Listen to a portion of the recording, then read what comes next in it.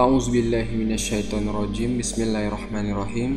Assalamualaikum warahmatullahi wabarakatuh. Alhamdulillahi wahda, wassalatu wassalamu ala rasulillah. Sahabat Ferry Channel rahimakumullah. Pembahasan pada hari ini kita akan membahas tentang 8 makhluk yang tidak akan hancur setelah sangkakala Israfil ditiup pada tiupan yang pertama. Teman-teman, sebagai orang mukmin, kita wajib beriman dengan adanya kiamatul kubra, kiamat besar. Akhir tanda daripada kiamat besar, kata Nabi Sallallahu Alaihi Wasallam, bahwa akhir tanda-tanda kiamat besar keluarnya api dari perut bumi Aden, dalam riwayat dari Hijaz, yang menggiring manusia ke tempat kumpulnya mereka ketika kiamat dibangkitkan. Dan Nabi Sallallahu Alaihi Wasallam mengisyaratkan ke arah Syam. Ketika api itu sudah menggiring manusia dan seluruh manusia sudah berkumpul di Syam, maka Nabi Sallallahu Alaihi Wasallam bersabda, "La takumu sa'al ila ala sirari khalqi." Tidak mungkin tegak hari kiamat kecuali yang hidup pada hari itu hanyalah orang-orang yang buruk yang ada di permukaan bumi. Maksudnya, orang-orang beriman itu sudah tidak ada. Maka dari situlah Allah Subhanahu wa Ta'ala memerintahkan Israfil, satu-satunya malaikat yang ditugaskan hanya meniup sangkakala saja dan tidak bertugas kepada yang lainnya. Dan sejak diciptakannya Israfil, kemudian diciptakan sur, trompet atau sangkakala, maka Israfil terus meletakkan sangkakala itu di mulutnya, menunggu perintah Allah, dan kedua matanya tajam menghadap arsy Allah Subhanahu wa Ta'ala. Seolah-olah kapan Allah memerintahkan untuk meniupnya, sehingga dalam hadis Abi Dzar ataupun hadis Abi Sa'id Al-Khudri yang dikeluarkan dari Imam At-Tirmizi, ketika ada Nabi SAW dan para sahabatnya, dilihatnya muka Nabi SAW terlalu termenung sedih. Kemudian sahabat bertanya, maka Nabi SAW menjawab, Kaifa an'am wa qad iltaqama Israfil as-sura, atau sahibul karni karnafayan fuhu fihi. Kata Nabi SAW, bagaimana aku bisa merasakan nikmat dunia ini sementara pemilik trompet atau sangkakala sudah siap meniupkan trompetnya. Ketika itu para sahabat bertanya, kalau sekiranya Israfil betul-betul meniupkan sangkakalanya, wahai Rasul, apa yang harus kita katakan? Apa yang harus kita lakukan?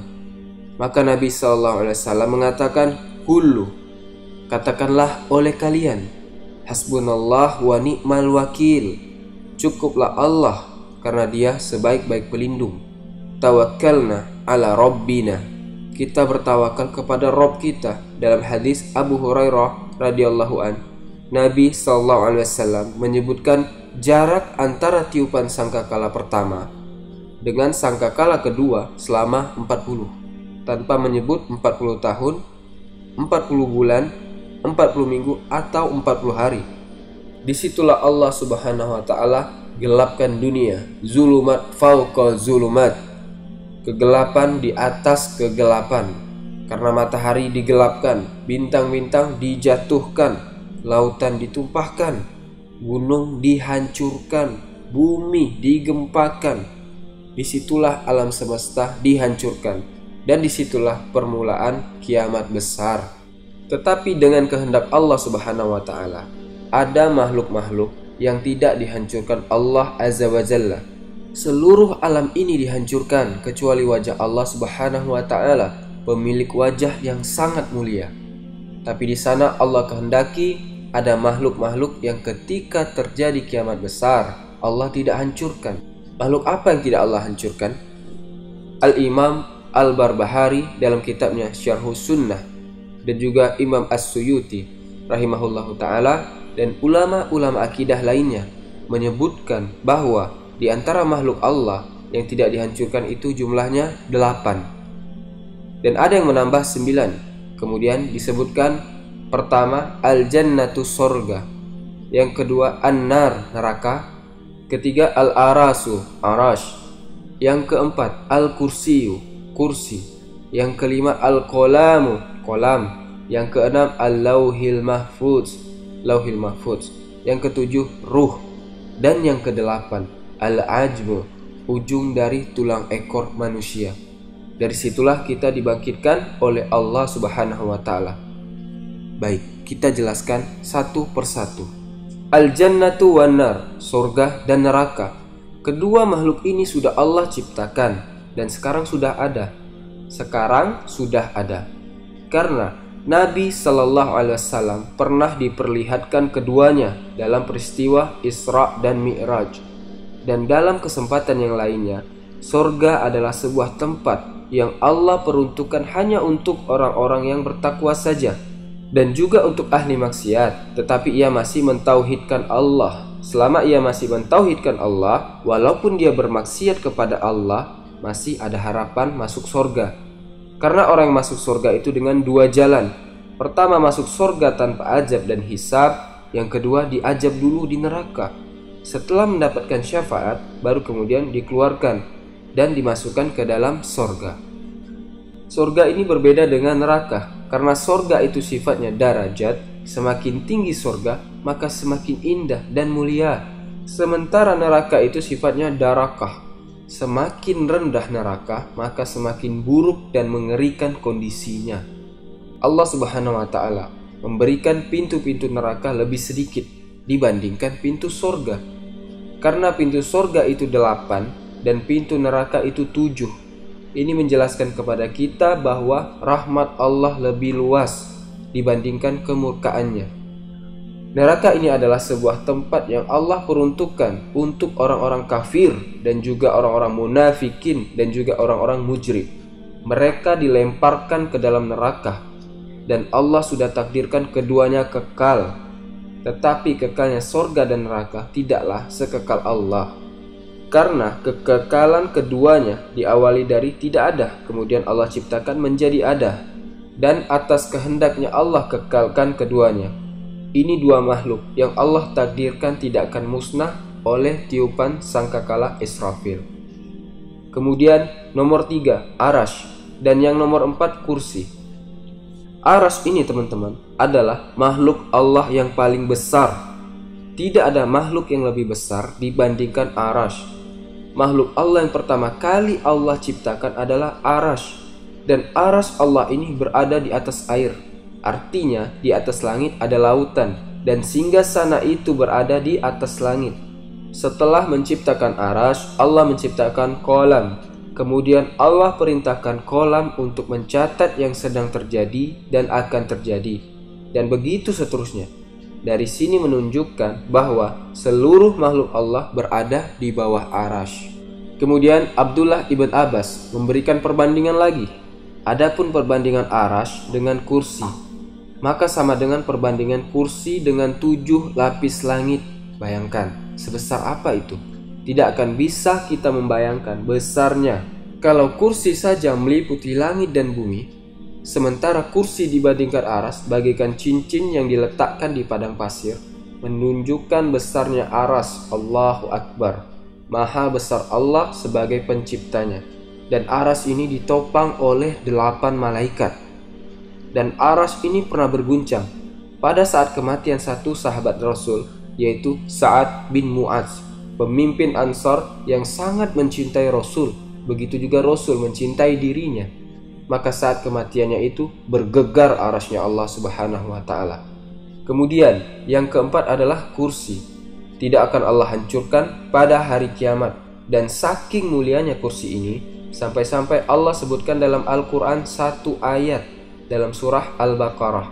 Dan ayat itu langsung diberi nama dengan Ayatul Kursi. Bahkan kata ulama tafsir, satu-satunya ayat yang paling mulia dibandingkan ayat-ayat yang lain dalam Al-Quran yang 30 juz itu, tidak ada yang lebih mulia dan bisa menandingi kemuliaan ayat kursi.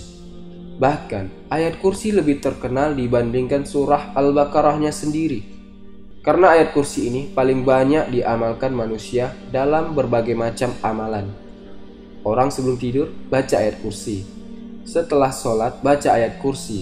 Zikir pagi dan petang baca ayat kursi. banyak perintah untuk membaca ayat kursi. Rasulullah SAW bersabda, siapa membaca ayat kursi setiap selesai sholat, tidak ada yang menghalanginya masuk surga selain kematian. Mati masuk surga. Hadis riwayat An-Nasai. Dan kata Ibnu Katsir, yang dimaksud kursi dalam ayat wasi'a kursiyuhus samawati wal ard, artinya kursi itu tempat berpijaknya Allah Subhanahu wa taala. Kalau tempat berpijaknya saja sebesar itu, maka tentu Allah Subhanahu wa taala akbar dibandingkan makhluknya. Kemudian yang kelima, Lauhil Mahfuz. Lauhil Mahfuz disebutkan dalam surah Buruj, fi lauhin mahfuz.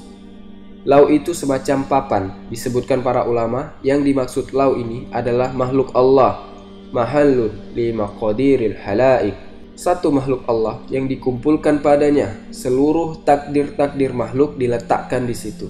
Sejak sampai penah menulis sampai kiamat dibangkitkan tercatat di situ. Rezekinya, ajalnya, bahagianya, celakanya, semuanya tercatat dalam lau tersebut. Kalimat Lauhil Mahfuz, papan yang dijaga, terjaga dari apa? Kenapa harus dijaga? Dari dua perkara. Pertama, mahfuz itu artinya dijaga atau terjaga dari perubahan, dari penggantian, dari tambahan, dari pengurangan. Tidak mungkin terjadi perubahan sedikit pun. Apa yang sudah ditulis di Lauhil Mahfuz gak mungkin berubah sampai hari kiamat. Yang kedua, terjaga dari sampainya setan ke situ, kemudian mencuri isi daripada takdir-takdir manusia. Setan tidak akan sanggup masuk ke situ untuk mencuri dengar, kemudian membawa ke bumi dan dijual ke tukang sihir. Tidak akan sampai setan ke situ, karena lau itu dijaga oleh malaikat. Kemudian yang keenam, kolam. Nun wal kolami wa ma yasturun. Kolam, makhluk kedua yang Allah ciptakan. Kemudian kolam mencatat di lau yang dijaga, yang disebut dengan mahfuz. Ada yang mengatakan bahwa letak Lauhil Mahfuz dan juga kolam berada di dalam arash sebagai kemuliaan keduanya, karena seluruh takdir Allah dicatat di situ dan Allah yang menjaganya. Allahu a'lam. Kemudian yang nomor 7, ruh wal ajmu. Ketika kiamat dibangkitkan, kemana ruh pergi? Kelayapan kemana ruh itu?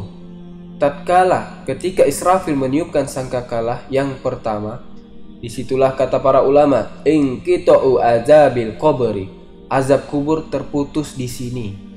Ruhnya orang-orang beriman berada di fil iliyin, diletakkan di tempat yang paling tinggi sementara. Adapun ruh-ruhnya orang kafir dan munafik diletakkan fi sijjin, diletakkan di tempat yang paling dasar di perut bumi.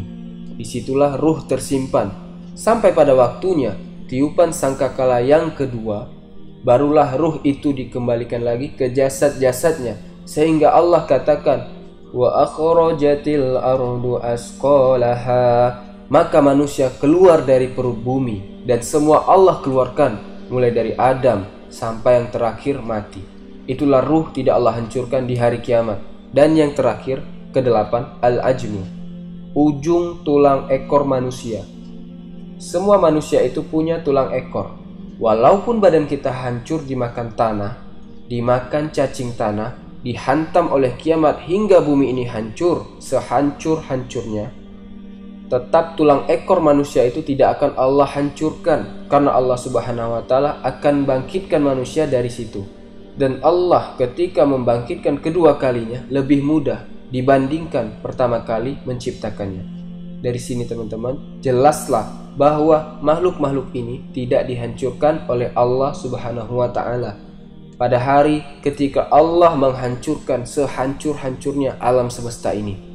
Semoga video ini bermanfaat dan menambah keimanan kita. Subhanakallahumma wa bihamdika asyhadu an la ilaha illa anta astaghfiruka wa atubu ilaik. Wallahu taala a'lam. Assalamualaikum warahmatullahi wabarakatuh.